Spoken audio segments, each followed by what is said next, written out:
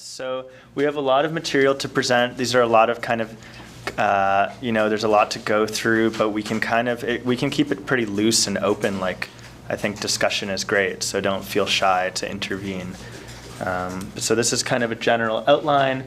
So we'll start, we thought that we'd have two parts, but I guess it'll just all be in one shot. But so just kind of talk a little bit about how we think about these different practices and how to kind of conceptually at a very global scale think about their relationship. Talk a little bit about hypnosis, suggestion, and placebos, and then transition into thinking about meditation, and then how some of the themes that we talked about, like suggestion and placebo and so on, might actually be more relevant to the science of meditation than people have tended to think. So this will kind of open up into a conversation about narrative and context, expectation, and how they might play a role in contemplative practices and meditative practices.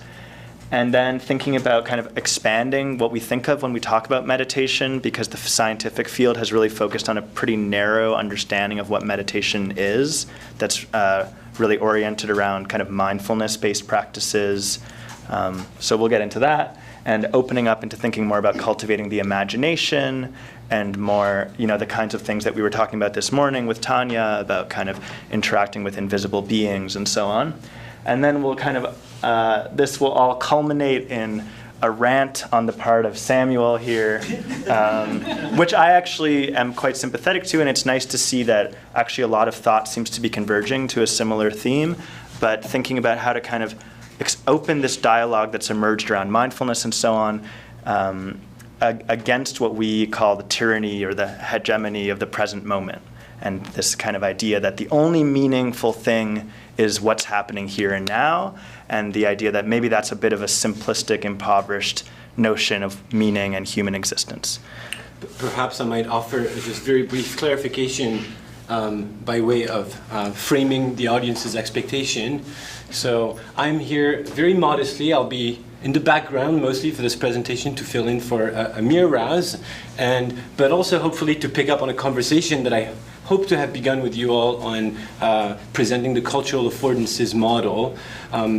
So during my talk with Maxwell, I spoke very briefly about our experiments in placebo therapeutics as a way to potentially operationalize experimentally the cultural affordances model. So the question was, can we curate a particular context ecologically and culturally that sort of activates people's expectations of healing? So my aims today I have two sets of aims, very modest ones, to have a slower conversation to talk about and try to parse out some of what we call the non-specific effects in healing, in particular the role of interpersonal context, beliefs, and expectations in modulating experiences of healing.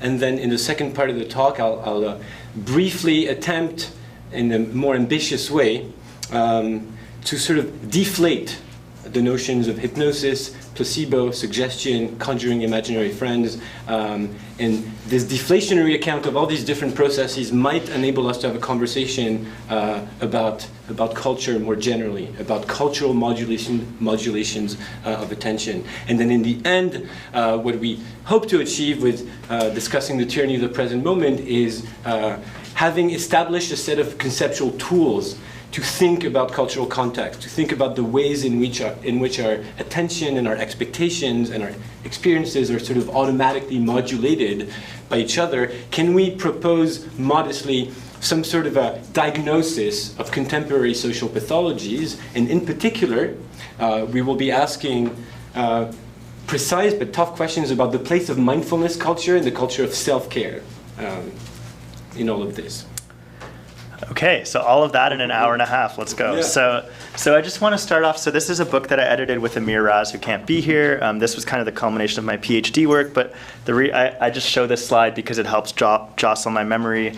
And the story I always tell is that when I tell people that I'm thinking about hypnosis and meditation, they always ask me, are they the same? Are they different?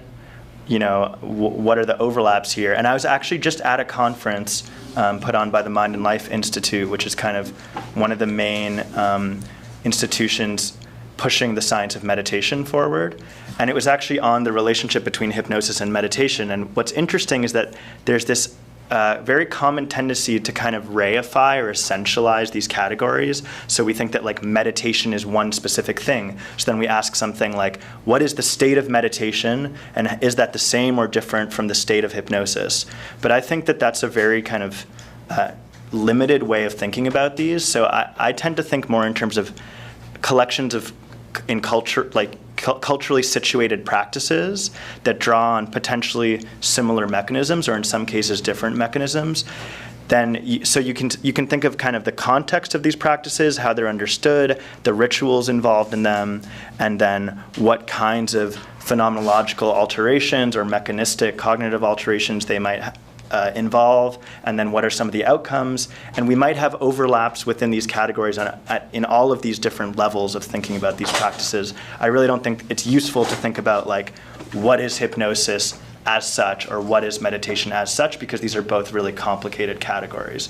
So this is kind of like still very simplistic, but kind of starting to gesture towards the kind of theory that we might have, where we might think of something like individual proclivity, where maybe some people might be more or less responsive for like personal history reasons or genetic reasons, kind of different cognitive styles. Then you'll have some kind of induction, like a ritual, a training. So often in hypnotic contexts, this is more of like a one-off or maybe a series of hypnotic encounters, whereas in meditation, you'll often get a more kind of long-standing practice over many weeks or years or decades even. And then a kind of cultural invitation. So what are the expectations? What are the kind of stated goals and narratives and the cultural framework or scaffolding that these practices are always situated in? And I think that, so basically if we think about these different mechanisms or kind of sets of ways in which things that are happening here, factors and variables, then we can start to talk about specific instances of things that we might call hypnosis or meditation, and actually understand how they work. So maybe, there's another thing that's interesting is that the different domains, so the different fields, like the science of meditation, I would say has focused much more on the idea of cultivation and like neuroplasticity, and the idea that through repeated practice, you can change your cognitive architecture, whereas, for instance, the science of hypnosis has focused much more on individual proclivity and much more on social context and attitudes that people might have. So I think that actually bringing these sciences together can be really productive to just have a better understanding of this whole domain of how these things operate. So, like, this is a very kind of classic baseline idea in the science of hypnosis, which is that not everyone responds the same way to hypnotic suggestions. So some people, it's kind of more or less a normal distribution. It's fairly stable over the lifespan. So like if you test someone and then 25 years later you test them again, they'll show relatively stable responsiveness to suggestions. And there's some really standard ways that we assess this trait. So basically you give people a series of hypnotic suggestions. So you give someone a kind of hypnotic induction where you tell them they're going to go into hypnosis and that they're going to become sleepy and that their attention is going to become absorbed. And then you give them suggestions like that they're going to feel their hand lifting of it without any sense of effort. So like it's just going to lift by itself, or that they won't be able to open their eyes, or that they'll hear a fly buzzing in the room. And then depending on how much they themselves felt that they were responding to those suggestions, you grade them on hypnotic suggestibility. What's interesting too is that there's kind of two judgments that you can ask someone. So you can ask someone, like in the arm levitation suggestion, how much did you feel that your arm moved? Did it move more than a few centimeters, or did it not move? And that's what we call like an objective measure, although it's still actually asking the subject for a self-report. But then there's the other question of how much did you feel that you had agency over that? Because maybe someone moved their arm, but actually they didn't really feel like it was happening in an effortless way. Maybe they felt like they were kind of playing along with it to some extent. So that's another way that we can kind of get a hold on suggestibility, and because it seems like some people might be responding to the same suggestions in different ways, and that might have different underlying mechanisms. So, I mean, this is just kind of there's like basically like a lot of this field of hypnosis has been concerned with the question of what can hypnosis really do? Like, do hypnotic suggestions actually lead to objective changes, or are people kind of just faking it, or do people just think they're having a special experience, but actually there's nothing really profound happening in their cognition? And so there's different ways that we can kind of try and show more objectively that there are responses that we can induce with hypnotic suggestions that usually people wouldn't be able to recreate or to fake. So one way, which is, it's kind of a complicated like epistemological question of what's, with neuroimaging, because anytime any experience you have is always going to be reflected in a change in brain activity. But there are some kind of convincing findings. So like, for instance, this study, kind of a classic study in the field, they actually gave people a physical pain stimulus. So I think they were using like a really hot thermal stimulus that doesn't quite burn you, but it really hurts. And then you see this very canonical kind of pain network that lights up in the brain. Or you can induce hypnosis or induce pain using a hypnotic suggestion. And then you see a very similar pain circuit activating. Or you can ask people to just imagine that they're in pain, and you see a much less consistent pattern. So there's something special going on, we might infer, about actually giving this kind of hypnotic suggestion that's not just the same as imagining. Jeff has a question. Oh, yeah. Just one quick question. I don't want to throw you Yeah, off, but no, that's fine. some of the experiences that Tanya was describing on that dissociative continuum, and this is the same thing I see in a lot of trance experiences in India. You don't actually have, there's a kind of amnesia and a loss of consciousness or conscious recall. It seems like that would pose some, I don't know if this is in the same family, maybe, some of these, but wouldn't that pose some challenges for them if you're assessing those experiences through a self-report, self-recall? Was I raising my arm? Well, if you're in a fugue kind of trance state, maybe you don't. Yeah, that's actually a good point. Yeah. I don't know. I've never actually really thought about that specifically. Okay. Do you have any thoughts about that, Lawrence? Most people don't have amnesia, and there actually is an amnesia item on the Harvard scale, which is one of the classic scales. Amnesia can be induced with the hypnotic suggestion. So there's a suggestion where basically you will forget the experiences that you went through until there's a cue.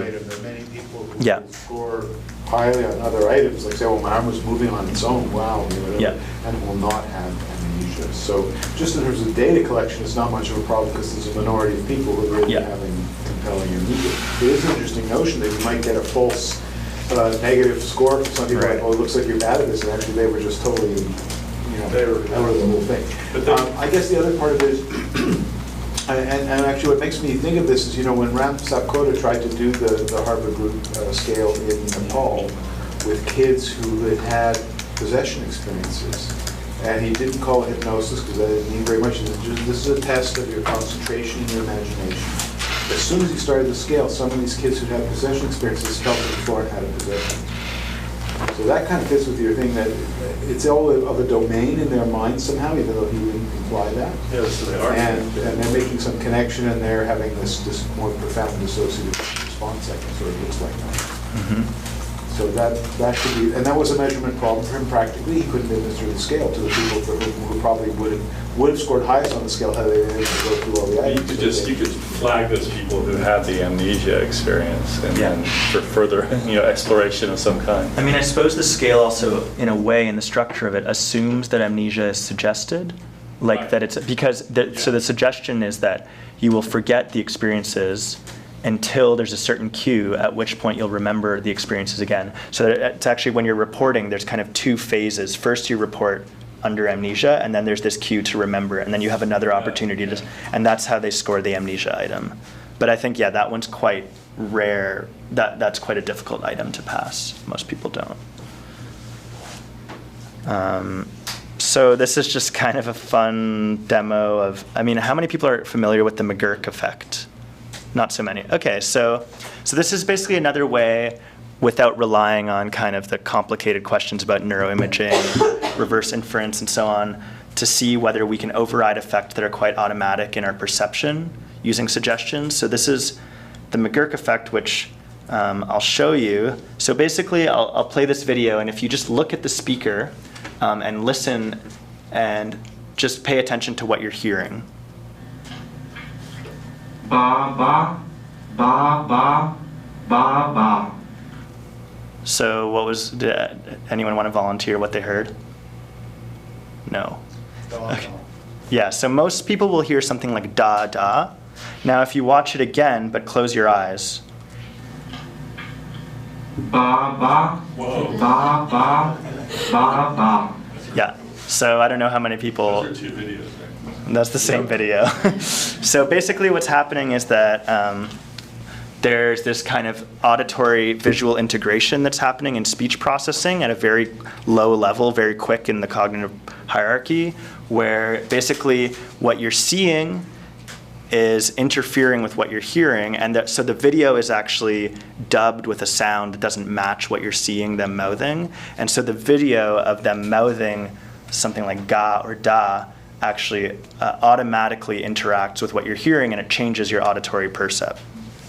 So what we can do is give people a suggestion where their hearing will become like super hearing, like a hunting animal, and they'll be able to very clearly discern what they're hearing. And what we find is that for highly suggestible people, this dramatically reduces the auditory illusions that they experience. So this is a way of showing that only for these special, this kind of highly suggestible segment of the population, this kind of quick verbal suggestion can dramatically alter low-level processing in the perceptual system of the brain. That normally you wouldn't really be able to fake this because it's a behavioral index that, it's a performance measure. So you can try, but you're not going to be able to figure this out normally. So, what's interesting about suggestions, so you might think about like suggestions in the science of hypnosis are usually like these kind of quick verbal suggestions, like you are going to experience this, or your perception is going to change in this particular way. So it's interesting to think about how that's different from just giving someone an instruction to do something. And what's been discussed a lot in the literature, it's called the classic suggestion effect, is that when you carry out a suggestion, it should feel like it's happening of its own accord. So it shouldn't feel effortful. It's like your perception is changing, but you're not doing anything actively to make it change. And that's kind of one important distinction between, or maybe the key distinction between instructing someone to have an experience or to do something with their mind versus suggesting to them that something is going to happen involuntarily to them. So, there's like a very complicated, there's a lot of different theories about how suggestion works and how hypnosis works.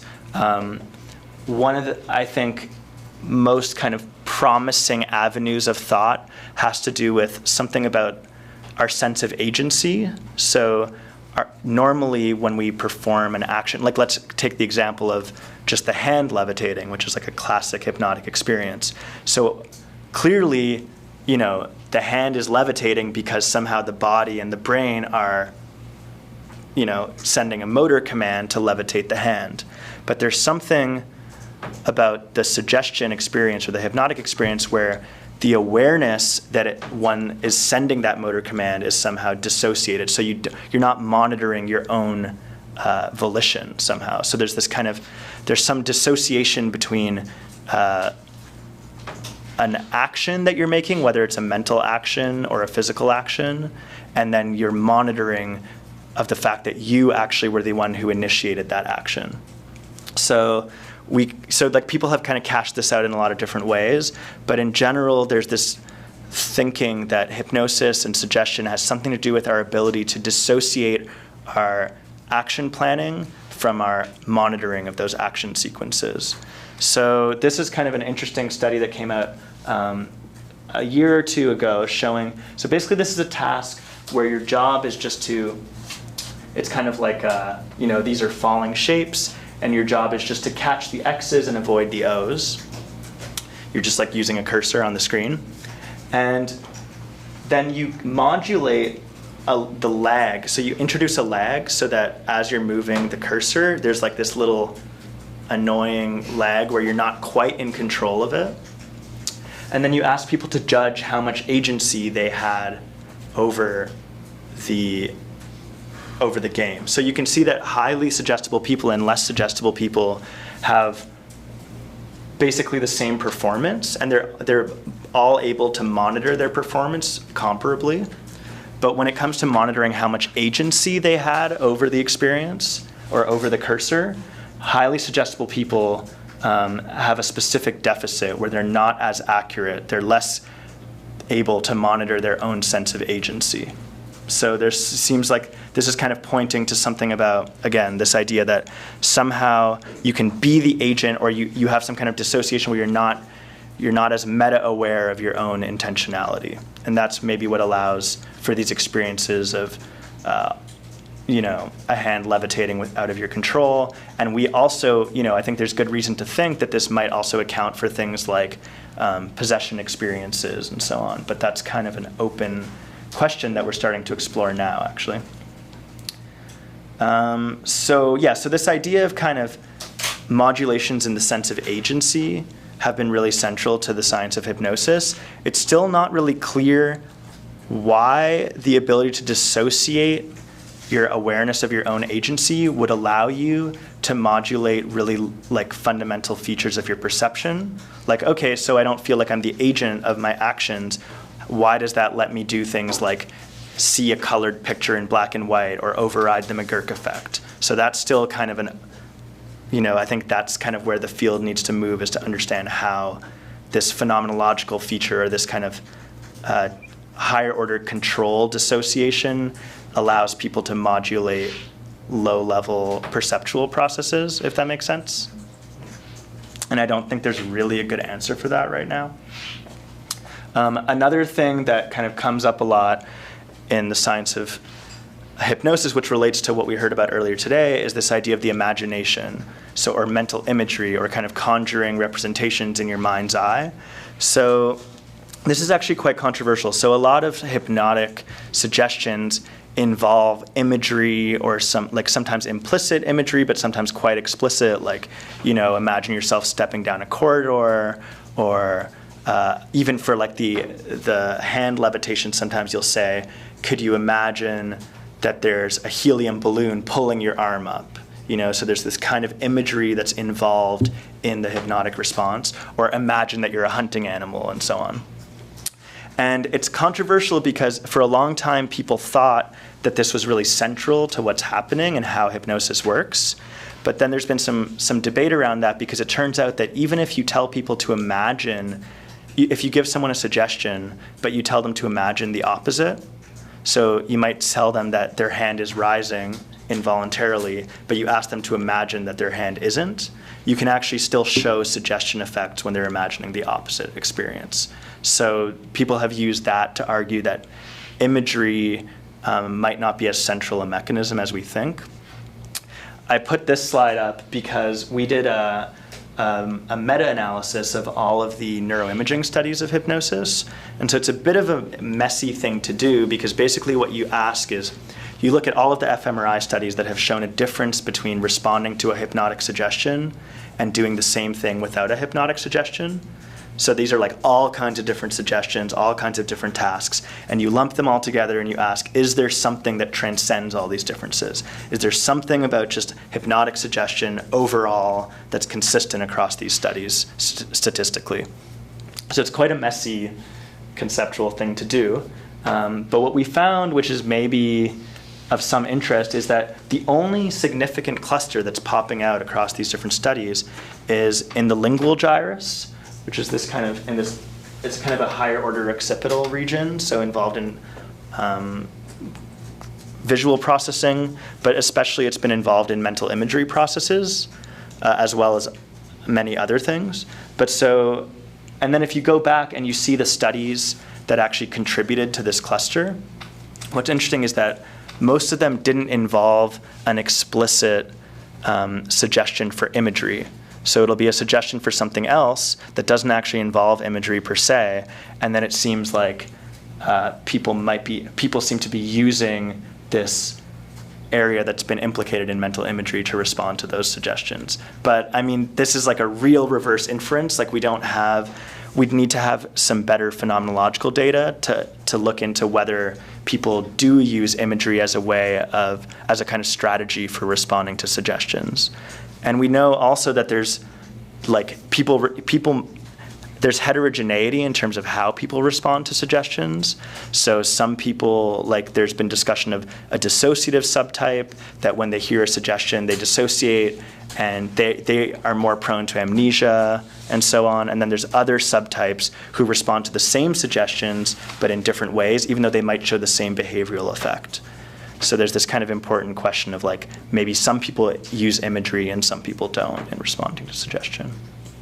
Lawrence, did you have a... Well, I was just thinking, this is an old study by Ken Bowers, I think, around pain control, doing a more phenomenological kind of debriefing and finding exactly that some people said, oh yeah, I was imagining being on the beach or something, I was, doing something vivid that competed with the pain. And other people say, no, it's just nothing going on there, I just switched off the pain somehow. Right. Yeah. Okay, so... so it's interesting so one of the kind of classic ideas, and it's been a massive, and it's kind of still an ongoing debate in the field of hypnosis, especially if you're uninitiated into the field, people usually have this idea that there's like a special state of hypnosis. So there's what's been called like the state, non-state debate, or kind of socio-cognitive theorists versus state theorists. And basically the idea is that there's this ritual, the hypnotic induction, which has certain kind of structural features. So like I said before, usually you'll tell someone, okay, now I'm going to bring you into a state of hypnosis. Your eyes are feeling heavy, you're getting sleepy, your attention is very absorbed, like focus on my voice, just go along with my voice. So there's a few features. Normally we think of like relaxation, we think of attentional absorption, and also this idea of a yes set. So that you start with easy suggestions that are very kind of natural to follow along with, like your eyes are getting heavy and maybe eventually you might find your eyes closing. And so this is really easy to kind of go along with. And then once you're in the habit of responding positively to suggestions, then you start to introduce more difficult suggestions. And so that induction ritual, some people argued for a long time and still do, that there's something very special about that set of instructions, that there's something important about having your attention absorbed and about being relaxed that allows you to then respond more strongly to suggestions. Other people argue, actually, there's really nothing special about relaxation, for instance, and there's been studies showing that if you have someone like vigorously pedaling on a stationary bike, you can still hypnotize them and they can still respond strongly to suggestions. So they don't have to be relaxed to respond just as strongly. So there's some controversy over relaxation. Then attention also, there just haven't really been, the thrust of the literature suggests that the specifics of the induction procedure don't actually make that much of a difference in terms of how you're going to respond to suggestions after. So at this point, I would say the overall, what we tend to see is that like 80% of the response, that's kind of an estimate and it depends on the specific suggestion, but you can get about 80% of the suggestion response even if you skip the induction procedure entirely. So like some of the most striking effects that we see with hypnosis, you can reproduce them with a highly suggestible person by just giving them the suggestion cold with no induction, no relaxation, no absorption, and so on. Some people argue that that's just because those people are so prone to hypnosis, to this special state, that they just naturally slip into hypnosis as soon as you give them any suggestion. They spontaneously hypnotize themselves. But that's kind of been a complicated position to uphold empirically, because it's kind of hard. If you just say that at any time you give someone a suggestion, they naturally slip into a state of hypnosis, then it becomes very hard to dissociate those two things. So clearly if you give someone a set of suggestions or instructions that correspond to a classic hypnotic induction, you do see changes in their brain, you do see like a specific set of phenomenology, like more relaxation, more focused attention, and so on. But the key is, does that specific phenomenological state actually, or cognitive state, actually enhance response to suggestion? And it seems like in most cases that it might a little bit, but that doesn't seem to be the key variable. What's also interesting is that some people have argued that yes, it does enhance response to suggestion to some extent, but that's just because it's a suggestion. In our culture, we associate hypnosis with the idea that we're going to become responsive to suggestion. So this was a study that basically used the exact same hypnotic procedure, but in one condition they called it hypnosis, and in another condition they called it something else I don't remember off the top of my head, maybe like something like creative imagination or some kind of relaxation procedure. And they found that just calling the exact same procedure hypnosis actually increases people's suggestibility after that procedure. So there's something about just the cultural narrative around hypnosis that is part of what's going on here and part of why the induction works to some extent. But so this kind of whole idea that actually the bulk of the variance in these effects is coming from the suggestion. It's coming from the suggestion itself and the suggestibility of the individual, not a special state of hypnosis. So a lot of the field has kind of shifted towards the broader domain of suggestion. So just thinking about how, without any specific hypnotic context, suggestions might be affecting us all the time in our daily lives or in all kinds of contexts that normally we wouldn't think about, how kind of the concepts or the words that we're receiving are actually influencing the way that we experience a situation. So, this kind of relates to like placebo effects. Just one quick question as well. It made me think of almost like the adaptiveness of this ability for social coordination. I'm just curious. There are these studies by Zigalatis and others about synchrony and various physiological kinds of responses during like fire walking or other kinds of rituals. I'm curious, does that, which you could imagine that could be following suggestion type principles possibly. Is there any attempt to connect this literature with larger literatures of social coordination? That's basically what Samuel will be talking about. Oh, okay. Yeah. Okay, great. Yeah. So, just to say, like, maybe you could also think about suggestions as encompassing more than just verbal suggestions. So, like, cues in the environment, a white lab coat, a needle is going to help me, a placebo pill, and so on. So maybe with that, I'll pass it over to Sam. Oh, thanks.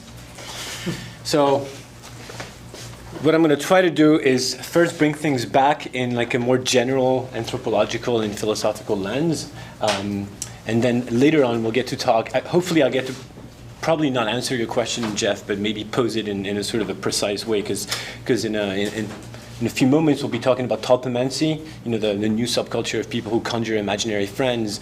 And I'm often solicited to talk about, tulpamancy, but really, the part of that study that I did that really lies closer to my heart is this notion of hypnotic sociality that I developed that I think not many people like or understand, but this idea that being social, being cultural, routinely recruits the kind of processes that you might call hypnosis. So I am also, perhaps more so than you, Michael, I'm of the socio-cognitivist camp in trying to understand hypnosis. I'm a big deflationist about the importance of the induction ritual, and I say this as someone who trained in clinical hypnosis, who uses clinical hypnosis in the lab, who likes to work on different induction rituals. But I very much like, Nicholas Spanos' idea that the induction ritual is just a culturally situated practice that may enable us to reach some kinds of processes that are routinely recruited in lots of other ways. So again, to recap what's hypnosis, I'm really not sure. I think it has some kind of a process that modulates or that targets or that harnesses automatic processes, so things like autonomic, limbic, subcortical processes that we typically cannot access volitionally. So things that we just can't will into experience, things that sort of happen to us. You may know, Mikey, that I'm also a little bit of a Janesian in the sense of I often think about Bruno Snell and William James, who are people who made the rather provocative claim that the sense of agency, the sense of self even, or even the practice of attributing our own inner speech to the self may be a rather recent cultural invention. And I think there are many philosophical traditions that talk about the illusion of agency, how agency might be an illusion. So hypnosis might also be whatever kind of culturally situated practice that enables us to bypass this sort of inefficient illusion that we are the authors of our own actions. So one may think of the classic Libet experiment, for example, right? The idea of readiness potential. And Michael, you probably know the timescale better than I do, but one can detect and record activity in the premotor cortex. Is it over a second? I think they had up to 6 or 8 seconds. Up to 6 or 8 seconds before the intention to move, to initiate motor movement, is registered in consciousness. So I wanted to make this movement. I'm speaking with my hands right now, but maybe something was happening in my motor cortex up to 6 seconds ago, deciding that this was going to happen. But for sure, things are not that simple, and we may return there. An idea that I think about a lot recently is something that Maimonides said, which is that which we think is voluntary is in fact involuntary, that which we think is involuntary is in fact voluntary. So we often tend to be very confused about our own agency.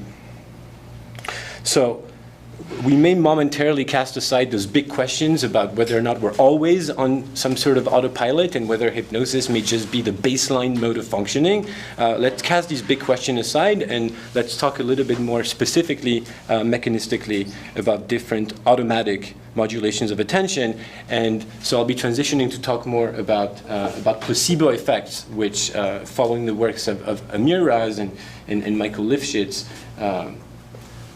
may be an interesting way to think about those kinds of modulations of automatic processes. So we often tend to think of placebos in popular culture as an inert pill that produces medical effects.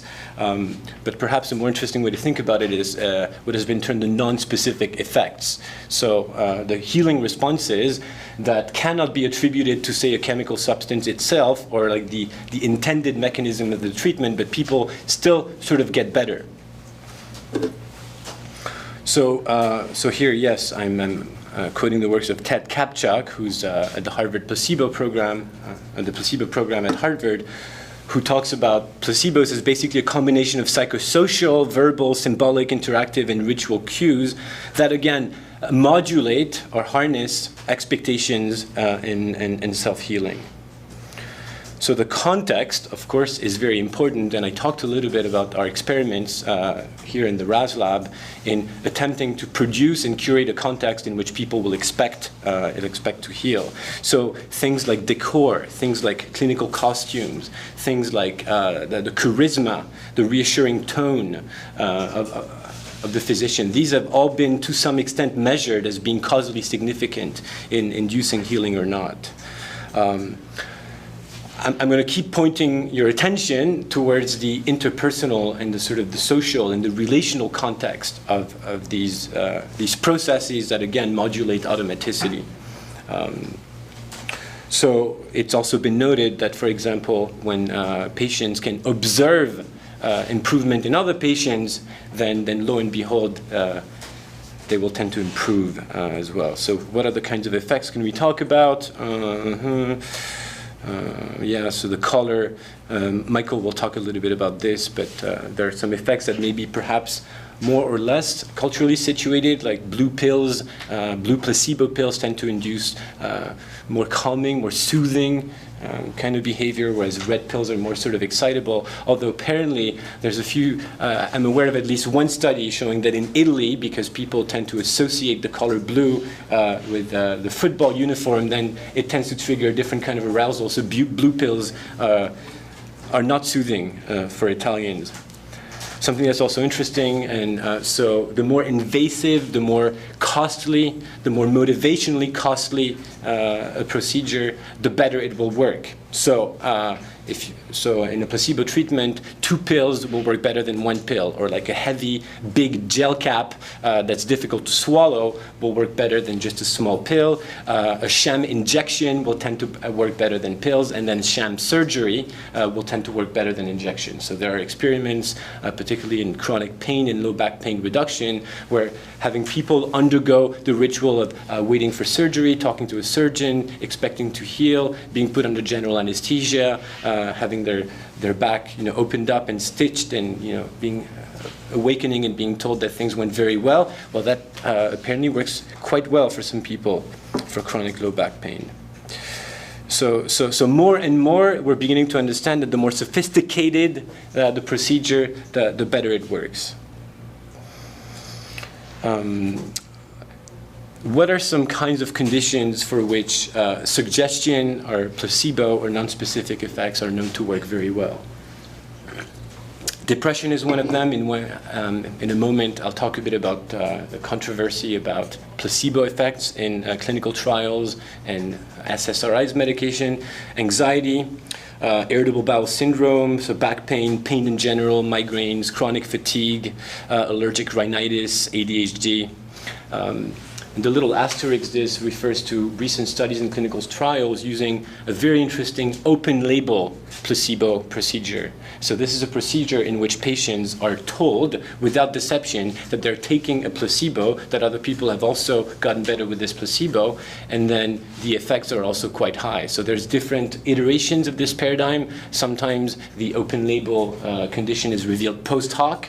So there are also studies on placebo conditioning. We'll say people are used to associating a particular ritual, a particular treatment with getting better. Later on, they're told, actually, what you were taking was a placebo, and the symptom alleviation tend to persist.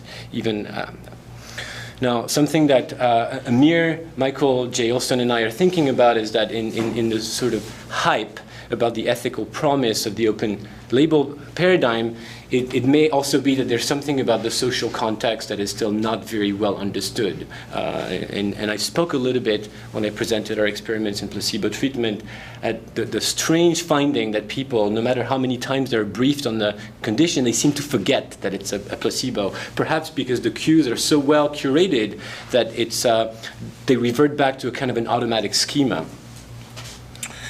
So I talked about those a little bit, the individual differences, because the question is also, well, what kinds of people are more likely, not just what kinds of conditions or what kinds of experiences, but what kinds of people are more likely to be responsive to suggestion and placebos.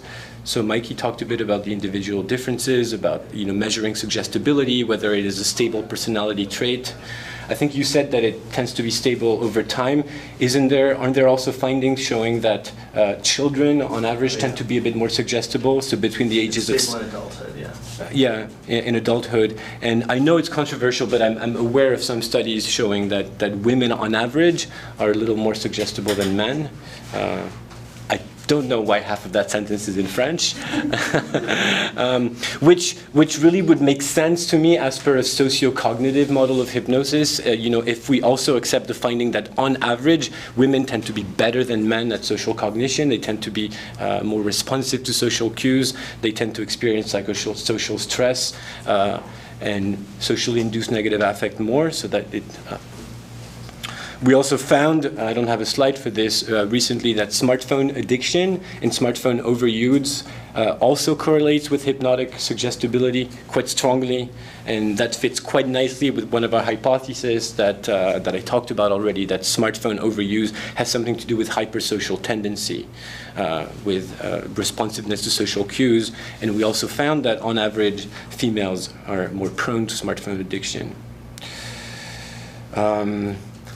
We don't have a whole lot of time to get into this. Often people get really interested in the ethical question about placebo therapeutics and using suggestion for treatment, because we do find that there are many, many kinds of automatic processes and healing processes that happen with suggestion procedures, I think it's also important to try to parse out those aspects of human experience and of human distress in particular that are amenable to suggestion interventions and those that are less so. So I often like to say, well, you know, a placebo is not going to cure a tumor or cancer, but it may help improve some different dimensions of the illness experience, like hope. So there are studies, for example, in oncology treatment of placebo, open-label placebo treatment, improving appetite, reducing fatigue, improving quality of life in general. And there probably is quite some promise about the kinds of chronic conditions that still elude our best nosological understanding and that still are not very responsive to treatment. So briefly, as an example, some of you may be aware of the ongoing controversy about the efficacy of SSRI medication. So I'm not going to go into other controversies about adverse effects of SSRIs, but Irvin Kirch, who's also at the Harvard program in placebo studies quite some time ago now, under the Freedom of Information Act, accessed a lot of data from clinical trials, and he found, or at least claimed to have found, that in most cases there was really not much of a difference between the placebo arms and then the medication arms. So in other words, if SSRIs had an effect over placebo, that effect was marginal. I think it's important to point out that subsequently it's been found in several studies that SSRIs do have an effect for people who suffer from severe depression as opposed to mild or moderate depression.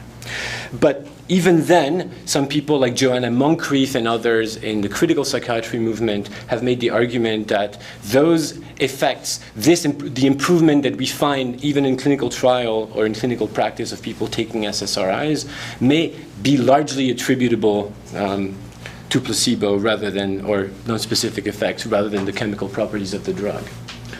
So briefly, this study, when is it from? I think 2017. It's one of my favorite studies. It's very elegant, very well designed, done in Sweden. This is a study in which verbal suggestion is shown to influence both the clinical outcomes and the neural dimensions of escitalopram treatment for social anxiety disorder. So escitalopram is an SSRI. So the study of the design was really clever. It was a randomized controlled trial in which both groups received a standard dose, I think 20 milligrams of the medication over 9 weeks. But one group, the overt group, was given accurate information about the treatment, including some hope that they may improve. So they were told, you're taking this SSRI, it's been shown to work for other patients, you know, your symptoms will likely improve. The other group was told that they were taking an active placebo from which no improvement could be expected. So the experimental group was basically a nocebo condition where they were told, well, no, this is not going to work, but we're just testing this active placebo for further clinical trials.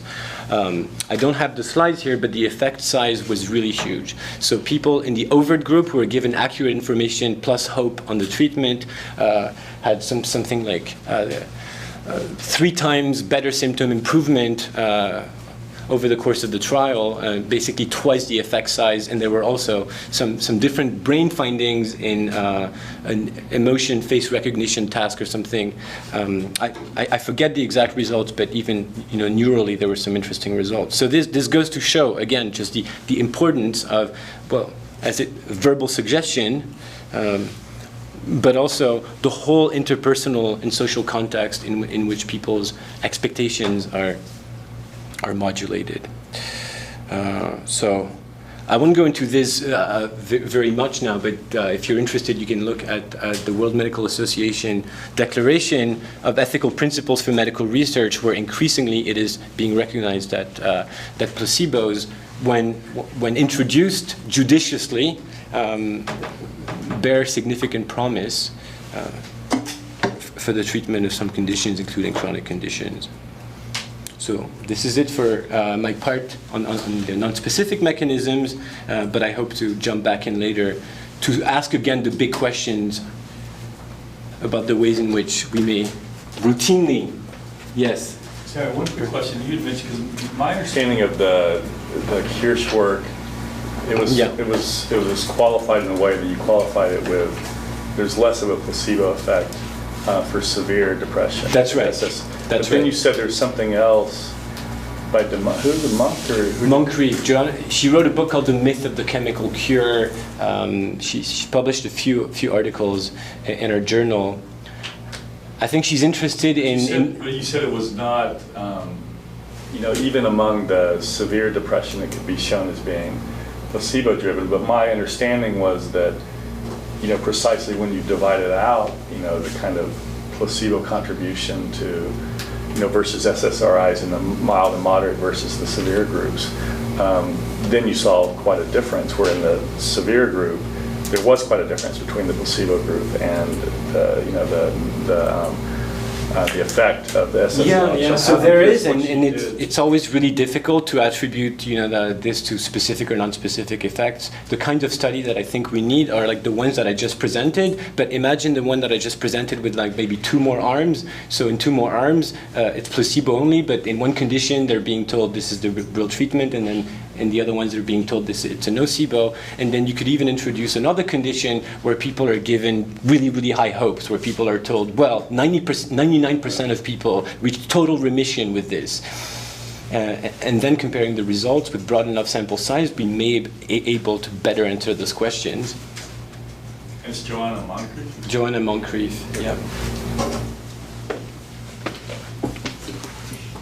Okay, so now we're going to kind of start to transition towards meditation and, trying to think about how some of these mechanisms might also be at play.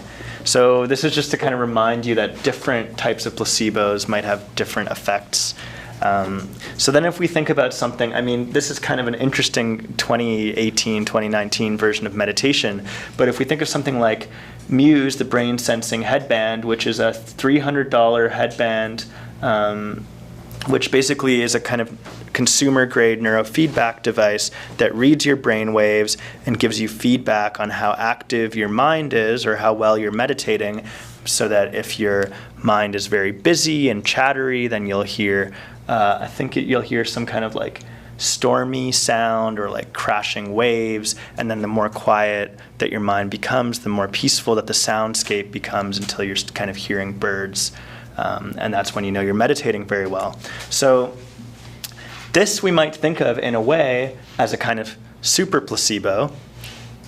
So we know that this actually works. So if you use a Muse brain sensing headband, it actually does lead to some benefits in terms of attention and potential, like some affective regulation. But it's unclear why exactly that is. So you might think that it's because of the brain feedback that you're getting, but there might also be a sense in which there's something about the fact of putting on this fancy equipment, paying $300, and sitting with this thing on your head that might actually bolster the suggestion that you're going to be improving your attention. So there's actually like a pretty vast literature on neurofeedback and using these kinds of, brain feedback interventions for clinical conditions as well. And some of my colleagues and I have done big systematic reviews of this literature. And what we find is that most of the studies, actually the situation is getting better, but up until quite recently, most of the studies really weren't very well controlled. So that although you were seeing improvements in the neurofeedback arm, you didn't really have an adequate control group where you would use some kind of sham neurofeedback, like where you get the same kind of fancy equipment and everything, but not veridical neurofeedback, which would actually allow you to tease apart what's actually making the difference. So to clarify, this is an example of a study that we were commenting on, where basically it was people with insomnia, and they were going through this EEG neurofeedback scenario, but one of the groups was getting sham neurofeedback. So they were getting brain feedback, but from a frequency in the brain that there's no reason why they would think, why it would be related to their insomnia. It was actually just kind of a scrambled, random brain signal. And what they found was that, so people who got the genuine neurofeedback, they were able to regulate their brain state, whereas the people who got sham feedback couldn't regulate their brain, obviously. Both of the groups in both of the groups, the patients reported a subjective improvement where their sleep quality was better, but when it came to actual objective sleep quality measured by polysomnograms, there was actually no difference in either group. So basically, whether you got real neurofeedback or just a sham neurofeedback, you had the same clinical outcome.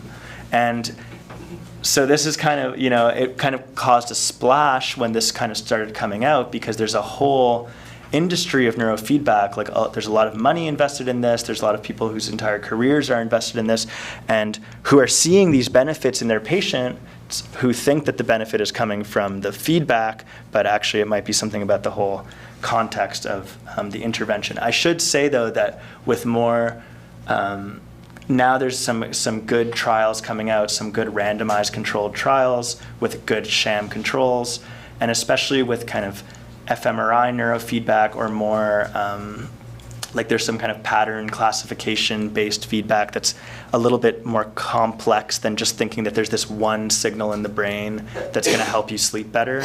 And those interventions seem to have a little bit more of a specific effect of the brain feedback. So it's not that we're saying that neurofeedback doesn't work at all or that it's all a placebo effect, but it's just to point out that a lot of the power of this intervention might be coming from the social factors that normally people have thought of as kind of noise or something that doesn't matter.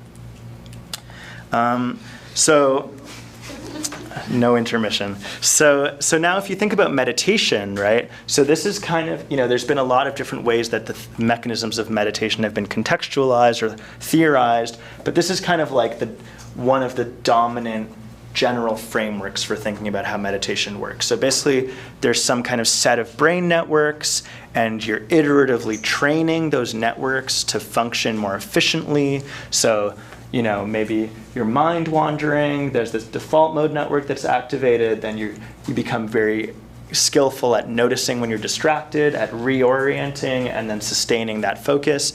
And this is a kind of brain training where you're a person learning to do this specific thing, and that's what allows you to then attend non-judgmentally in the present moment, and then that's what's causing clinical benefits. So this is another paper that it was in 2011, and this has been really one of the most influential mechanistic papers, like a review paper. It's been cited almost 2,000 times.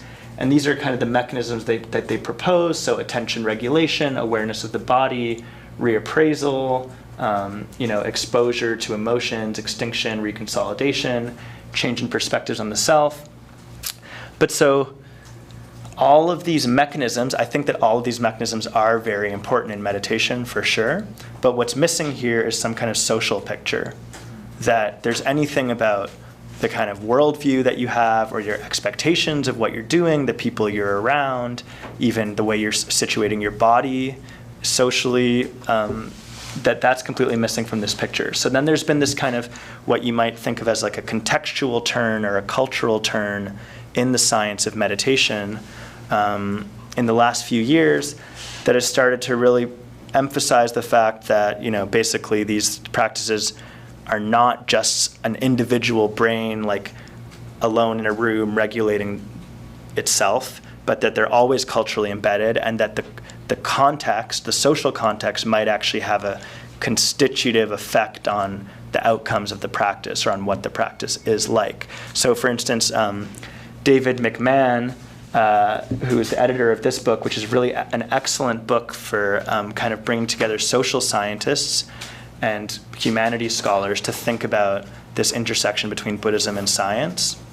And he gives an example of, if you're a monk, like in, I forget where, but basically a Southeast Asian monk in Southeast Asia who's basically trying to transcend the wheel of birth and death, and has been kind of removed from their family for many years, that probably what happens in a moment of mind wandering during a meditation practice is going to be very different for that monk than for someone who's, taking a 10-minute break from their day before going to like their business meeting or something in New York. And that the way that the mind wanders and the way that one is thinking about like the meaning of that mind wandering and what it means to bring the mind back, and that all of these that there's all kinds of kind of situated dynamics that are actually going on in the phenomenology of the actual meditation session that are going to have an impact on what you get out of that meditation. So, I mean, this is like a really complicated thing to think about the situatedness of meditation. It's not that there's one thing going on, but I think one interesting place to start that relates to kind of the science of suggestion and hypnosis and so on is how just basic expectancies might be affecting what's going on in meditation. So this is just a study that kind of showed this quite elegantly. It was a short-term meditation, so novices who had never really meditated before, and they were just introduced to meditation and told to do like a very simple breath awareness exercise, like a kind of mindfulness practice. And in one condition, so with half of the subjects, they told people that meditation improves your attention capacity and that after the meditation, you're probably going to have kind of enhanced attentional abilities. In the other group, they said that because you're meditating, you're going to kind of exhaust your mental resources and you're going to have worse attentional performance. And they found that the effects on like these attention tasks were completely opposite in these two groups. So even though they did the exact same practice, the outcome was different. Now, obviously, this is kind of a microcosm. I mean, it's not clear that what you do the first time you ever meditate for 10 minutes is going to be the same thing that happens like after years and years of meditation. But it is the case, right, that even years and years of meditation is a buildup of 10 minutes of meditation, like, incrementally. So if we can see these effects in the short term, to me, it makes sense that similar kinds of expectation mechanisms might be in play in long-term meditative training. So I did like a lit review of, there's not too much, but there are some studies looking at the relationship between expectation and meditation. So, there's a few studies showing that if you tell people that that meditation will increase their attention or affect their physiology, that you actually see modulations in their physiology or attention. A lot of these studies were like from the 80s. Highly suggestible people do seem to respond more strongly to certain kinds of meditation. Initial expectations might be related to how much you actually sustain your practice in the long term. And there's actually been some studies showing that without giving any instruction of meditation, but just telling someone to sit quietly and calling it meditation, you can get some of the same effects as actually giving a specific meditation instruction. But again, like, I really don't want this to be some kind of like deflationary account, because I don't think it's the case that meditation is just suggestion or just placebo. But I think it's interesting to consider the possibility that part of what's going on in these practices is that you have a specific idea about the outcome, and that might actually help you regulate your mind in a way that aligns with the outcome that you're hoping to cultivate in yourself. So I think that, we know also from placebo studies with a placebo pill, that the kind of placebo mechanisms can actually interact with like the constitution of the gut in that moment to actually synergistically create a different effect. So it's not that there's like nothing going on chemically in terms of the actual molecule of the drug, but that there's something about your ideas that actually can, let's say, make your gut more responsive to the drug in a particular way. So there might be something similar going on where there is a training of attention that matters, but there might be something about holding a particular attitude or expectation that can actually facilitate that training effect. Mikey, may I briefly interject about something we might have a chance to talk about later? Just in trying to historicize these studies without knowing much about the conditions in which, say, no differences were found or meditation was found to be more effective. If you look at the first studies in the 1980s and 90s, when culturally, at the level of everyday intuitions that people might have, meditation was probably much weirder, much more of a counterintuitive thing that people would approach tentatively. Whereas nowadays, in some circle, it's almost morally obligatory, to sort of meditate. And I'm not just talking about confirmation bias, but it's just not surprising to me historically that more and more studies are going to find these benefits of meditation because of the cultural moment that we're in. Yeah. So, I mean, this is just to say mindfulness-based therapy is like a massive industry now. It's been shown to be very effective in the treatment of certain conditions, like specifically in depression. It's been really kind of somewhat of like a small revolution in the treatment of depression. And, I mean, this is just kind of to say that different kinds of meditation are associated with different specific kind of functional alterations in the brain, as you would expect. Yeah, I mean, this is just some data that we recently published showing that mindfulness therapy for some chronically depressed patients really improves their depression symptoms compared to a relaxation control group, and that we could find specific functional connectivity changes in the brain that were also brought about specifically by meditation rather than the control group, where they were basically not meditating but taking time out of their day and told that just relaxing could help them. So this is another way of saying that there is something specific about meditation and the way it impacts brain function, and the specific effects we found were related to the dorsolateral prefrontal cortex, which is a region that's very important in attention regulation. But again, even here, even with a control group like this, we haven't controlled for the fact that one of the conditions is called mindfulness-based therapy, and that comes with a host of associations and kind of symbolic cues of how much we might expect to feel better. This is, I guess, this is maybe the most solid brain imaging study of meditation it was done by Tanya Singer's group. She was in Leipzig at the Max Planck Institute, and they looked at the effects of 3 different kinds of meditation in a large sample, like 80 people per group, and they tracked meditation practice over 9 months, so they could actually see longitudinal changes in behavior, in brain structure, and in brain activity that were associated with these specific practices. So they had a kind of a presence module where you learned basically attention and this kind of bare sense of awareness of your body and your mind, and that was associated with these kind of yellow regions are the parts of the brain that became the parts of the cortex that became thicker in response to those practices, which are kind of attention regions. And then you had an affect module, which was about compassion and relating to other people and being more in touch with one's emotions.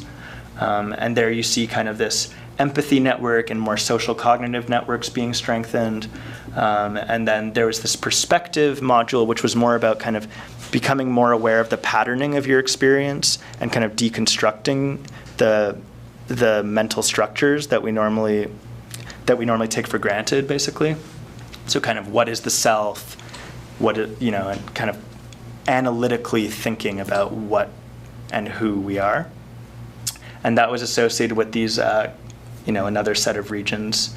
But basically the idea here is just they also found nice correlations between the specific brain network structural changes and actual behavioral changes in terms of how people performed on theory of mind tasks or attention tasks. So this is just to say that there are kind of specific effects of these different practices.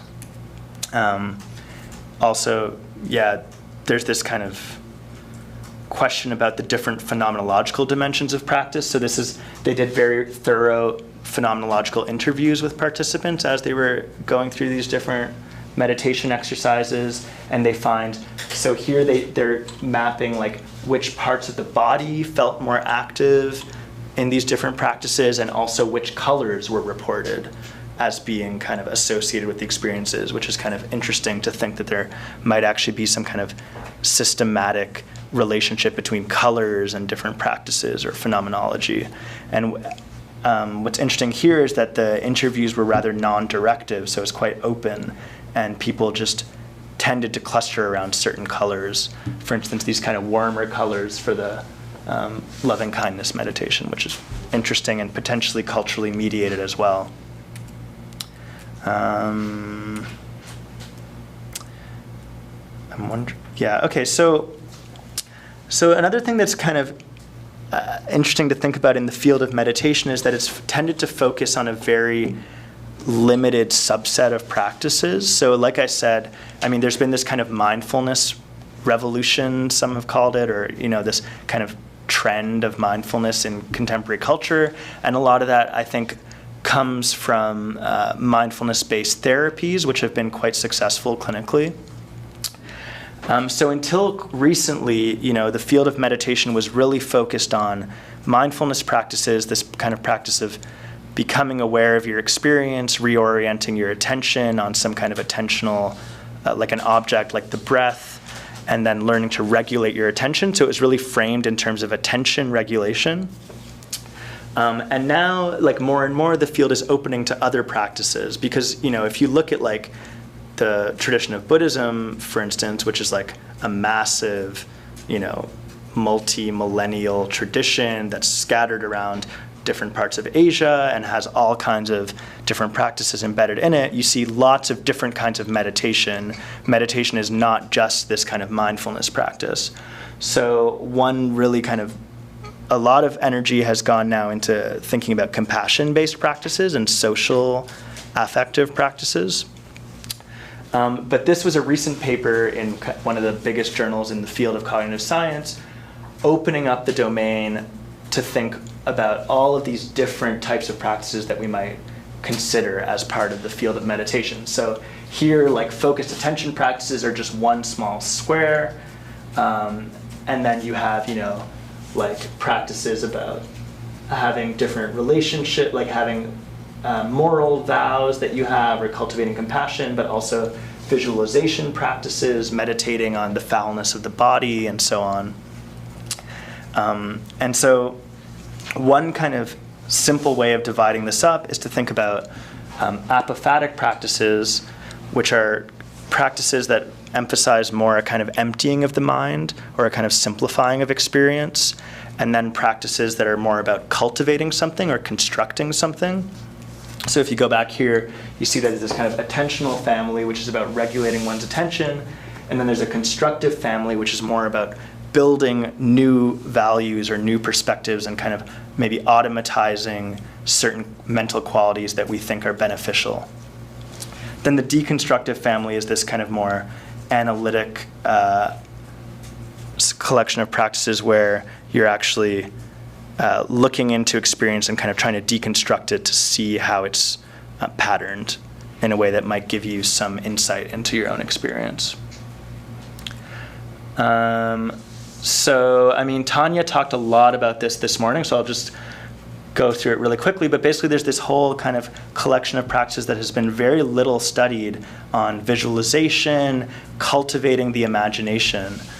So there's like one study showing that practitioners of deity yoga in the Tibetan Buddhist tradition have, in the moments right after they practice these kind of elaborate visualizations, they actually have quite enhanced visuospatial processing resources in their brain. But, you know, basically there really hasn't been much. There's Tanya's study looking at how mental imagery training in the context of Christian prayer actually, you know, can improve people's mental imagery skills and also their capacity to experience imagined others like Jesus or like God as a kind of person that is subjectively real for them. So we are actually now in the process of trying to get some sense of the neural correlates of these kinds of practices. So this is one of our subjects, Siobhan, who is someone who is in a neo-Pentecostal church in San Francisco, and she is she's very in tune with God. She's someone who hears a lot from God, who feels the Holy Spirit coming into her body quite regularly. So on this day, this was the first day that we brought her in for an MRI scan, where we're basically trying to capture experiences where she's praying, but then she has the experience that there's another agent, like God or like the Holy Spirit, who comes into her subjective space and has a sense of presence in her own mind. So when she came in, she was telling us that that morning she was feeling lots of presence, and actually the first time we put her in the scanner, she told us that she got like several prophecies, and that it was quite a striking, that she was really getting this strong sense of a presence, and even like specific thoughts and visions that were coming to her from God. And so basically we're trying to see if we can find specific circuits in the brain that might be shifting to allow for this experience of another agent entering into one's subjective space, even though that agent is immaterial and can't be seen or touched. So this is your brain on God. No, but so we only have one subject so far, but actually it's quite nice. So what we're really interested in is the idea of agency. So again, this kind of ties back into hypnosis, where again, this kind of fundamental effect is that the suggestion feels like it's not your own volitional choice. So similarly, in a lot of these religious encounters, you have the experience that you have either a thought, like, a prophecy that comes to you, or it could even just be something as simple as, this is the shirt that you should wear today. But the idea is that that thought in your mind does not feel like yours. It feels like there's another agent that, you might even, for some of these people, they even hear it in their own voice, in their own internal voice, but there's something about the quality of the experience that makes it feel like it's not them. And so that feeling of not me-ness, or an agency modulation, is what we're trying to capture here. So there's also, related. So basically, there's like a theory that thought, inner speech, like we're always thinking all the time, or not all the time, but there's studies showing that like more than half of our daily lives is occupied with discursive inner dialogues for some of us. So the idea is how does that internal dialogue sometimes experienced as not belonging to oneself or as coming from someone else? And what's related to that is also for these people in these neo-Pentecostal traditions, there's often this experience of speaking in tongues, where basically the body becomes infused with another presence, so the Holy Spirit, who then takes over the movements of the tongue and starts speaking through the person. So again, there's this kind of modulation where there's a kind of speech that doesn't feel like one's own speech. And so this is, what we see here is actually kind of nice. It aligns with some of our hypotheses that this is in the premotor area in the brain, which is an area that's involved in kind of intention planning. It's the area where, from activity in this region, you can decode up to 8 seconds in advance which button someone is going to push, even before they know which button they're going to push. So there's something about kind of motor planning and intention that gets coded in these pre-supplementary motor areas. I mean, the motor system is quite complicated, but this is definitely an area that, for instance, you can perturb it with TMS, transcranial magnetic stimulation, and that will actually alter someone's sense of agency over their own actions. And so we were specifically expecting that there would be a deactivation in this area in conditions where people are having an inner dialogue, but they feel like it's not their own. And that's exactly what we see from this one subject. So it's a little bit encouraging, but we'll have to see what we find with more data. Jeff has a question. I have a question. So there is this older literature on the God spot of the brain. I was just kind of refreshing my memory of it a little bit. And I remember it's like the right parietal lobe. And I think they were more interested in like mystical experiences of loss of boundaries of self, for example. But I'm just curious, is there anything salvageable in that older research, or is that informing any of this? Or because this goes back, I mean, even maybe 2008, 2009. I remember reading this stuff and kind of being interested in it. Yeah. But my sense was that it didn't really hold up very well. So. Well, I think a lot of it is these kind of one-off studies, which are quite interesting, but that also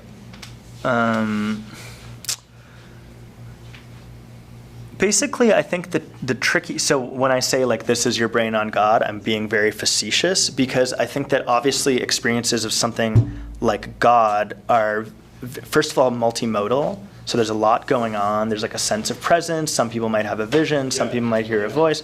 And so we're trying to really like hone in on a specific contrast that we think would be of interest. So like in this whole experiment, people are speaking in tongues. And then they describe a moment during the speaking in tongues experience where they basically have the feeling that now the Holy Spirit is present and now their body is being taken over, or now there's a voice coming in. And so we're trying to use those specific moments where there's an alteration of agency and compare that to the moments right before or right after. I remember they were getting like nuns and like Catholic nuns and professional meditators, and when they would reach their peak of their experience, they would click.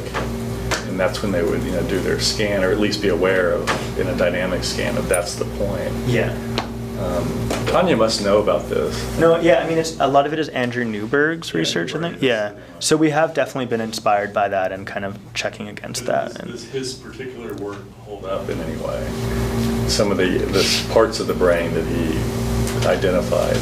I mean, I don't really think that... has it been replicated? What do you mean by hold up? Well, I remember the right parietal lobe for some reason. That was like a...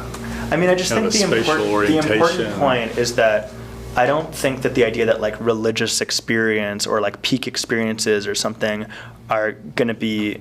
First of all, they're just not a monolithic thing, right? So I think we have to be very specific about what phenomenology are we targeting and what is the specific contrast that we're interested in, right? So here we're really interested in this modulation of agency, and I just think, so I would have to kind of go back over those papers to see if there's a specific phenomenology that they relate to those brain activations or deactivations, but I don't think the idea that there's some kind of like general signature. I remember one in particular was a mystical feeling of union with the divine. So that is, it's not agent, it's not presence. Yeah, so that's very different. It's different, yeah. Yeah, and those might coincide in some cases or kind of be comorbid to some extent, but but even that idea, like union, mystical union, is a very complicated phenomenological category. Like, people might use those words in very different ways. That's an issue that comes up a lot in the psychedelic literature where they're talking about ego dissolution. Yes. And there's kind of a growing critique of that concept too, that, what is the ego? What does it mean to dissolve? It can be positively valenced, negatively valenced. Do you become unified with things outside of you? Is it more of like a dissociative unification experience? And so there's I just think it's really important to be quite precise about the phenomenology if we want to make any. Yeah. So, I just want to. So basically, I just want to say about.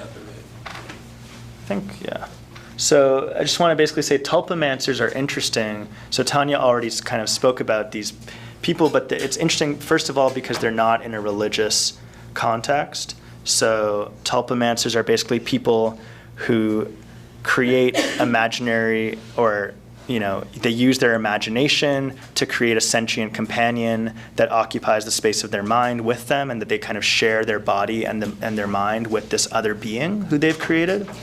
And I mean, we could talk about tulpamancers for a long time. It's kind of a fascinating thing. But the one thing that I want to point out in this context, and then Samuel will have his own take on it too, is that tulpamancers, I think, are a very exciting experimental population for better understanding mechanistically how these modulations of agency happen, because they're very, they've trained themselves to have kind of another voice in their mind or another agent in their mind who can actually cooperate in cognitive neuroscience studies. So for instance, I'm just going to go fast here, but basically, so now we've designed a task inspired by work by Quentin Deely in Hypnosis, in the using hypnotic suggestion. But here we're basically designing a task where we can have inner thought experiences, like finishing a simple sentence in your mind, but we can either ask the subject to finish the sentence in their mind, or we can ask the tulpa to finish the sentence.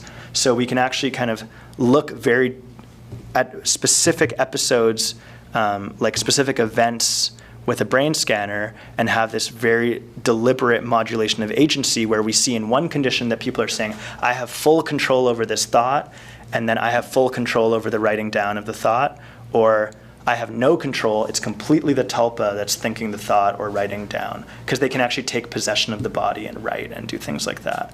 So this is kind of an exciting experimental opportunity for us to actually try and see, because I think it's quite an exciting idea that there are people who have actually trained themselves to deliberately modulate their own sense of agency over their internal thoughts and their motor actions in the world. So, I'll hand it over to you. Okay, sure. I guess I'll try to present a brief, entirely deflationist account of tulpomancy, because for me, tulpomancy is interesting precisely, as you pointed out, because it may illuminate some fundamentally normal, universal cognitive and social mechanisms through which such things as illusions of agency or the self, etc., might emerge. So I started working on, I conducted a 10-month cyberethnography of tulpomancers in 2014, 2015, in which I used a few psychological measures like absorption, sociability, social cognition, and that sort of thing. And it was at that time that I started collaborating with Lawrence Kermeyer, who became my mentor, and Maxwell Ramstad. And most of the ideas that I had that became my contribution to the cultural affordances model came from tulpomancy. So one of the first insights that I had is that, isn't it interesting that the experience of voluntarily conjuring an imaginary friend, an imaginary companion, that eventually becomes experienced as automatic, as basically a semi-permanent auditory hallucination, but is not accompanied by any kind of distress. Isn't it amazing that this kind of experience is possible? So this is when I started thinking about the notion of regimes of attention. So briefly put, these experiences are possible when a group of people more or less organically create a set of goals, some social norms together, to the extent that these experiences are desirable and sort of rewarded. Okay. But then I was also very interested in the kind of basic human cognitive machinery that makes these experiences possible. The experience, again, of having a being that lives inside your head, or of hearing voices, for example, in a non-pathological sort of manner. So you may recall from a few days ago the model of thinking through other minds that I presented, where the basic idea is that our mental experience is always saturated with cryptotulpa or prototulpa or tulpa-like experiences, because we're always sort of invariably thinking not just about, but through other minds. So if you find yourself walking down the street and then all of a sudden you see something interesting, you take a picture and you send that picture to your friend because you know your friend would have found that interesting. So what happened prior to that is you had a sort of a prototulpa moment where you were seeing the world through your friends, through the perspective of your friend's desire, for example. You were basically thinking through the mind of another person. So the basic idea, the very long story short, is that because cognition is already social, because we already have many mental models of other people in our minds that guide our everyday action and perception, then once you have a cultural context that basically trains, that rewards these kinds of experiences, then you can have something like tulpomancy, or indeed you can have something like an organized religion where people eventually communicate with deities. So that's pardon? Yeah, so that's about all I have to say in terms of why there's nothing that extraordinary about tulpomancy. It's just an emerging, interesting cultural context that happens to tap into or to harness those fundamentally normal kinds of experiences. So Mikey, do you want to? You can probably, basically here now it's kind of leading up to your tyranny. Was this not? Please tell us a bit about what you're thinking, though, because you are the real and serious neuroscientist and scholar of meditation. So it kind of back to like thinking again about context in the study of meditation. So it's actually this is an example. This is a meditation studio in Manhattan where you can pay like some amount of money to book a little room for yourself to take some time out of your busy day and meditate or take a meditation class. And it's just kind of, there's something interesting about this imagery of being in this concrete square with this wall of plants. But, so basically meditation has become definitely taken out of the context in which it used to be, like out of Buddhist context in Asia and different contexts around the world, and it's been kind of extracted in a particular way and now offered to, executives and also patients in hospitals and so on. But there's this kind of question about what happens when you extract practices in that way. And we think that we have like the key active ingredient of meditation is this kind of mental training. But is there something about actually the worldview or the kind of value system or the social structures that these practices were embedded in that might actually be important in shaping what we get out of them, or how they, maybe some beneficial effects that they might have for us socially? So this is actually just an article that came out like 3 days ago while I was at this meditation research conference, which was kind of interesting. And basically it came out in The Guardian. I mean, it's kind of a controversial idea, but the idea here is that basically mindfulness is also a very convenient thing for a kind of late capitalist neoliberal agenda, where the idea would be that, when living in precarious social conditions, we can turn inward and kind of find our own inner resources. We don't have to rely on other people. We don't have to change social structures because we have all the resources we need inside. And that this is actually kind of quite a problematic way that mindfulness could be used to kind of justify social injustices or different kinds of structural problems that we should actually be dealing with more head on. I mean, this is complicated too because there's obviously an engaged mindfulness movement, and there's a lot of people who think that, kind of understanding our own internal experience can help us be more effective agents of change in the world. But it's an interesting thing to consider the ways in which the mechanistic science of meditation, so like explaining that meditation is this kind of internal, almost like not solipsistic, but like very individually oriented mental training exercise can actually change, like it can shape the way that public discourse around meditation emerges, right? So if we think that meditation is about being engaged in a community and having certain kinds of social relations, then that might help this kind of trend of meditation actually be more directly engaged in thinking about how we might want to shape our social institutions in a way that will make us happier, or whatever our values might be. There's also this kind of idea that when we take these practices out of their social embedding, we might actually run into lots of problems, like where some people might meditate a lot and then it can actually lead to like certain psychotic experiences or different kinds of adverse effects when there's not a proper context or a kind of proper social support system. So Willoughby Britton is someone who has been doing a lot of work kind of revealing some of the adverse effects of meditation practices that are normally not discussed. And one of the projects that we have that Lawrence has been involved in is trying to think about how the narrative framing of these practices can actually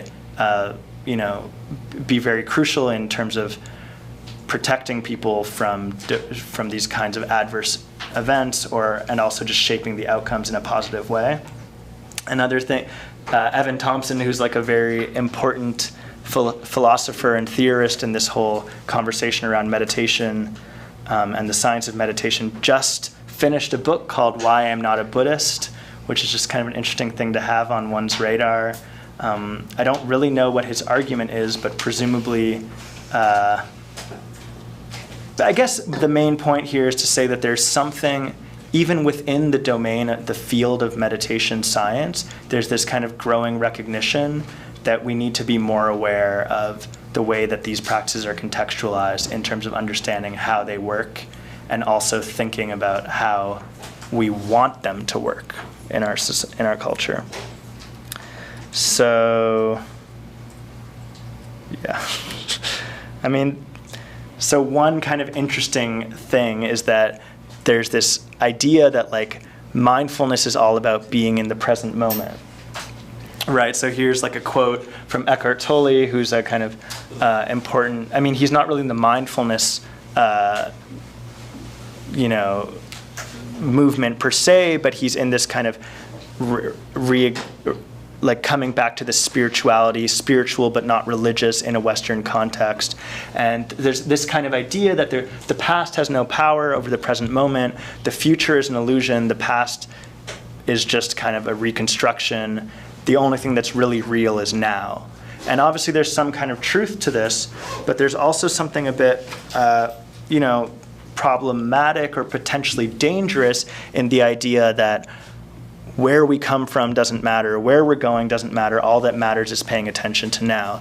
Clearly, like, if we're ruminating in some kind of depressive way, or if we're like overly obsessed with how things might end up, then that can also be somehow out of balance or, not a helpful approach to things. But there's also potentially some kind of over-valorizing of the present moment, which is part of, I think, what's happened in this extracting of mindfulness from their original contexts, where actually if you look at like Buddhist practices, a lot of Buddhist traditions really emphasize the importance of holding the proper view and understanding of what these practices are going to do for you and what they're going to do for your community, and how the practices are always communal from the get-go. And so there's really not, clearly the present moment is important, but there's also this whole narrative and kind of like individual narrative, also social narrative and historical narrative that is always in play in mindfulness and in meditative practice. So with that, I will leave you to your... Where's my other slide? Oh, yeah. Yeah. I'm not quite sure how to go about this. I just want to end by sharing a few thoughts and questions and hopefully a conversation.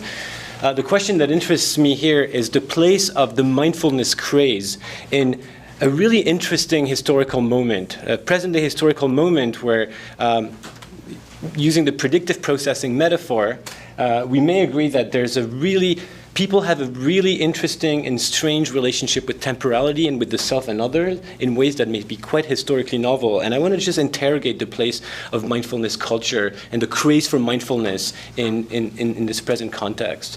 So a brief analogy first. Some of you may have read a wonderful little book by the journalist Michael Pollan, long before he got interested in psychedelics, a book that he terms In Defense of Food. So he makes a very simple argument. He says, eat real food, cultivate like joyful social relationships around food, and you'll be fine. Just eat things, where you can recognize the ingredients. Or that's interesting, but not very relevant to our argument. But in that book, Michael Pollan presents the outline of a very interesting idea, which is a question that he poses about dieting culture.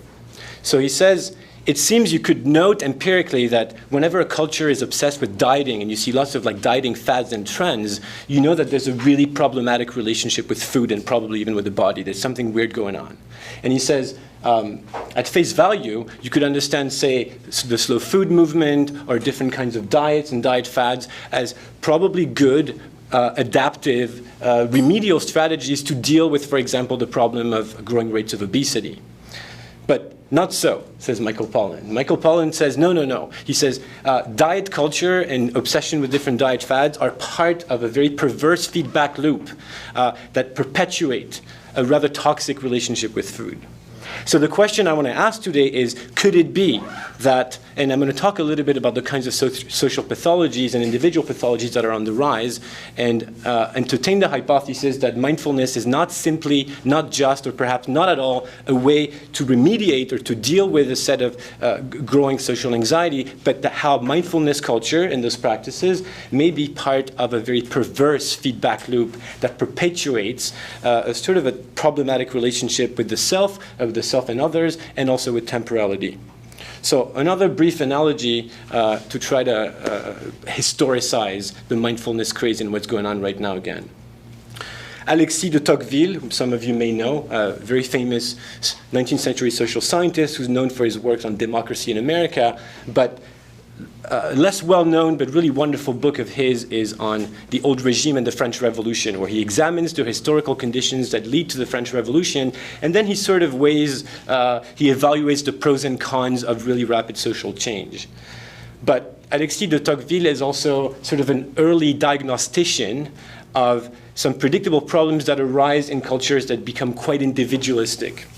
So, without doing justice to de Tocqueville, he says, in most traditional pre-modern societies, people integrate predictable social structures. They integrate a world in which their social relations are given to them, meaning is already there, and then they define themselves as I'm a people of so-and-so, and they sort of know what they're going to do with their life.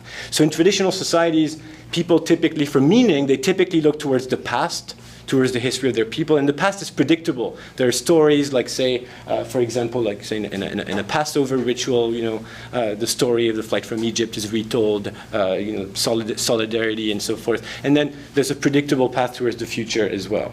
Now, in modern societies, where all predictable social structures have vanished, it befalls on the individual to reinvent herself, everything, from her personality, her talents, her life partners, her jobs, and so on and so forth. And with this opening field of possibilities, so too opens the field of anxiety. So anxiety may be an important part of the human condition, but it certainly is an intrinsic part of the postmodern human condition. So of course we could understand, again, mindfulness as something, an attempt, a sort of relatively organic social attempt to reintroduce some predictability, to reintroduce some structure, to reintroduce meaning, and to reintroduce some probably good self-regulation strategies to deal with the fact that in the present moment, the future is extraordinarily entropic, and so is the past. So for young people, and I say this with compassion, not without irony, there's a lot of anxiety about how the past was really oppressive. There's victims, there's perpetrators. So the past has become less predictable as well. So I won't have time to go into the full argument here, but I would like to propose that some of, even without worrying too much about the cultural intent and the cultural appropriation, about how some of the practices of ruminating or staying in perhaps the wrong kind of present, and by blocking off the future and the past through mindfulness may not work very well. So a few arguments that have been made against the tyranny of the present moment. A rather controversial book by Amy Chua and Jeb Rubenfeld, both professors at Yale University, The Triple Package, where they claim to identify some traits that some cultural groups where people on average do quite well have. And they say, so one of them is cultural pride, having pride in your group, pride in the past, some kind of, again, predictable social structures. One of them is actually anxiety about the future. One of them is really high aspirations, so social norms that invite not so much living in the present, but looking towards higher aspirations in the future. And the third one is something like endurance in the face of adversity. So they say America's obsession with the present moment is absolutely catastrophic, it's disastrous. They say America is the greatest wrecker of impulse control. They said rather, we should also be cultivating self-regulation by looking towards the future, and of course by doing this collectively, by having access to a group, to a culture, to common narratives. So again, not much time to get into this. Viktor Frankl, the Viennese psychiatrist who survived several concentration camps and wrote a book called Man's Search for Meaning, which is an extraordinarily hopeful book. It's really, if you haven't read that book, and if you read it, you'll probably cry a few times, but more from joy and hope at seeing just how well humans can thrive and adapt and survive. Now, Viktor Frankl is interesting because, like Wittgenstein or others, or de Tocqueville, he's invoked by people with different political agendas. Some people, of course, find his Stoic message a little too individualistic because he says, for example, the one thing that can never, ever be taken away from you is how you choose to react to events. So your dignity, for example, can never be taken away from you. But another really important sub-theme in Viktor Frankl's book is the importance of purpose, of meaning, of narrative, of having something to live for, of having something to look forward to. So for many people, he points out, that's relationships. People made it through the camps because they knew they had maybe a son, maybe an aunt, maybe someone waiting for them, and that was enough. Or for another one, it was a scientist, like his work. Like there were so many questions left to answer. So mindfulness, there's something there's something odd, again, without worrying about immeasurable things like cultural appropriation, isn't it something odd about this obsession with practicing compassion, but doing this alone, just having this ritual of, so many times a day you have to sit alone and think about how compassionate you are, without, for example, just simply spending time with others, or again, not just caring for others, but as Otto Kernberg, the psychoanalyst, would say, daring to depend on others. So again, could it be that there's something accidentally toxic and fragilizing about the culture of self-care, where we're always sort of rehearsing some unexplained anxieties in the present without really crafting some narratives together, something to look forward to together. So I could go on and on, but this is just the gist of the critical argument that I wanted to present. And I would like to open the floor for discussion now. I think we've spoken for a very long time. Mm-hmm. It's also 5. Oh, it's also 5. Yeah, so let's take 5 or 10 minutes, 5 minutes for anyone, just for some questions, comments, so we have a little closure, and then people can go off and meditate on your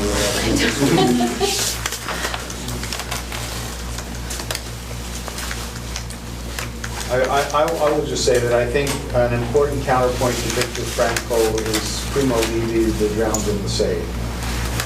Because there is always a risk when you talk about people who survive with very good attitude that you create a misleading, in a sense, heroic narrative.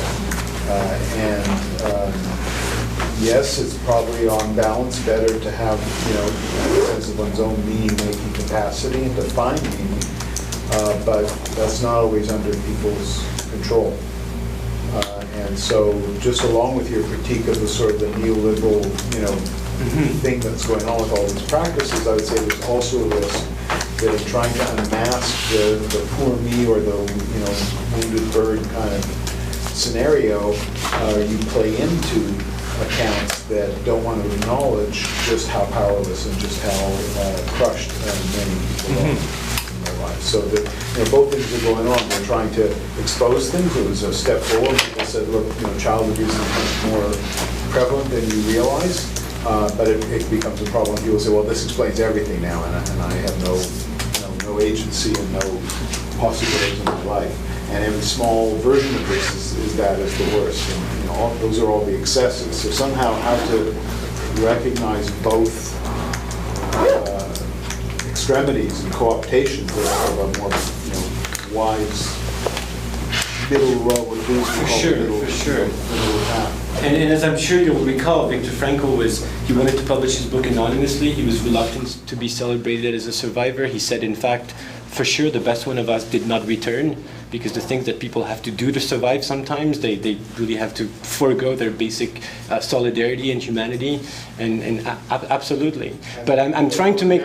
Agamben and whatever, so they're torn down to sort of barely functioning cognitive states between starvation and abuse and so on. So, anyway, it's only a caution that... Of course. In the process of pointing to what I agree with totally in terms of the commercialization and the narrow view and the co-optation of all these things, but sort of the same entities are not, It seems interesting and worrying to see that the more we're obsessed with mindfulness, the more as a society we appear to sort of be unwell. So there's a perverse feedback loop somewhere, and when we're trying to make sense of it. And the point about narratives, again, even if people pick a story to live by, even if they pick a philosophical story like Stoicism, the point that never gets mentioned is that no one can invent Stoicism on their own. There's a long cumulative history of traditions being kept alive, being taught, being relearned, and there's something fundamentally collective about that. And without those narratives that help frame our relationship with the future, and indeed with the past and the present, then we can't thrive, we can't live well, and we can never do that alone. As we're talking, I was thinking of Julia Castaneda's recent work on mindfulness culture. Michael, you must know, you must be aware of some of that. Yeah.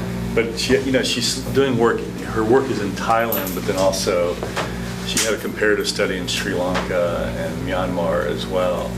And she was struck by how in a lot of hospital settings, Buddhist, meditative, were learning mindfulness from often these like Western experts. Really? Yeah, so it was being re-exported to to these Eastern contexts, and they were trying to learn it the right way, from these kind of Western kind of medical interventions, and when she would try to talk to localists, she's Julia's like, well, you all know, this is your tradition. And they actually often had a lot of knowledge, and they had their own practices, but it was often, it was kind of unconscious and very socially embedded, not codified in the same way, so not as exportable, and all that. So a lot of the stuff that you're talking about with, like the kind of social disembedding of it, there are other possibilities out there, as you well know. It's just they're coming into conflict with this more dominant. Possibilities you mean for being well? Well, there are other mindfulness practices, still among. Julia's book, Living Buddhism, it shows how these mindfulness, kind of awareness of the fragility of the ego and and all these things you're talking about, but in a very different Thai context. They're very helpful to people in all sorts of ways. Yeah, but there are also things like visiting the sick, taking care of your nephew, calling your grandmother. They're like really simple things that humans appear to have known for a long time that get kind of pushed aside as we're obsessively nurturing this kind of lonely self-care. It was something about the illusion. I think the thing I remember most about the book Living Buddhism, it was something about the illusory nature of life. That it's all kind of you don't really have control, and there's suffering, and kind of a shit happens, kind of mentality. That seemed to be very helpful to people. Sure.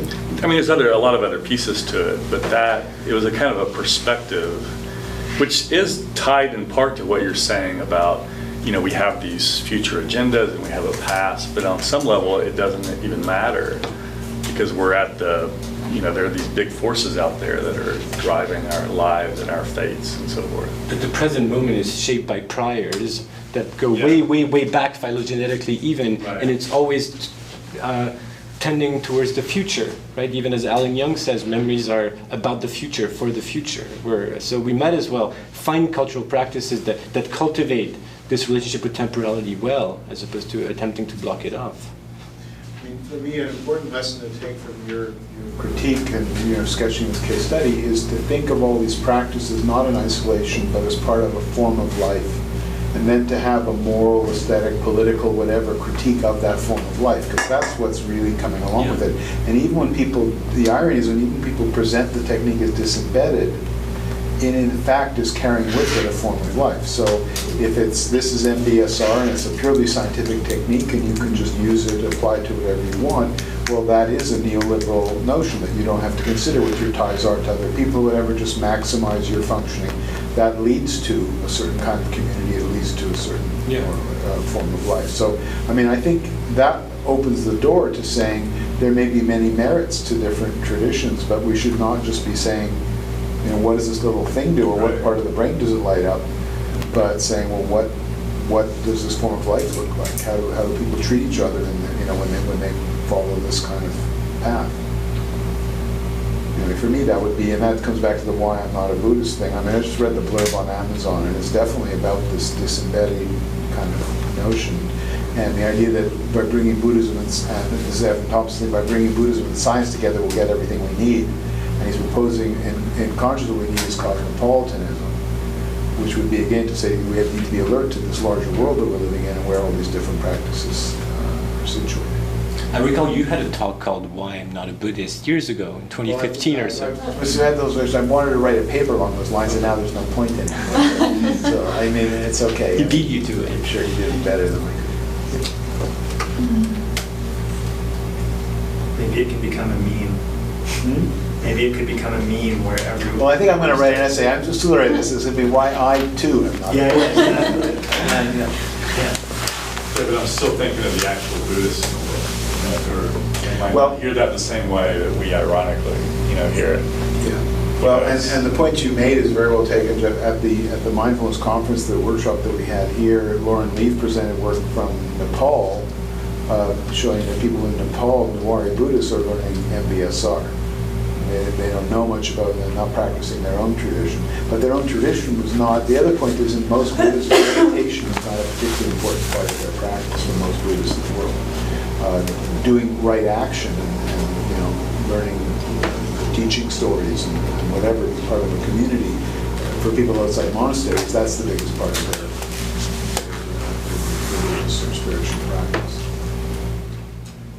I think it's also interesting, Samuel, because we began talking about the world that we're living in now, what's a response to what, and thinking that Buddhism arose in the context of a pretty rigid society with caste and you know, lots of challenges that people were facing, and the idea that somehow this was a way of getting beyond the inevitable suffering. So you could say, well, that, you know, that's right now also. So it is maybe in some respects the moral philosophy is fit for purpose in the current context.